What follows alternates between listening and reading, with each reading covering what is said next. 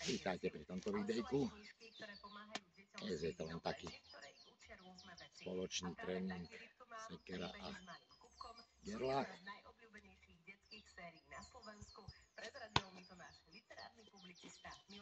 Autorkou série je poľská logopedička, detská pedagogička a spisovateľka Marta Galewska-Kustra, ktorá sa venuje rozvoju tvorivosti, terapii oneskoreného vývinu detskej reči aj poruchám artikulácie. Je to len tak na Autorkou bestsellerov rozhýbanie. Detí správny vývin reči a vytvorila vlastne dve série. Pre väčšie deti od tých 2 rokov je to séria Učím sa rozprávať.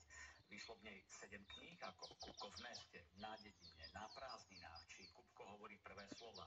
No a potom je tu druhá séria pre deti od 8 mesiacov. Musíme to tam dostať ešte Volá sa do tretice. S Kupkom, kde vyšlo ďalších 9 kníh ako Kupko žije zdravo, Kupko upracuje, Kupko lekára a teraz pribudla 10. knižka Kupko spoznáva farby a zvuky.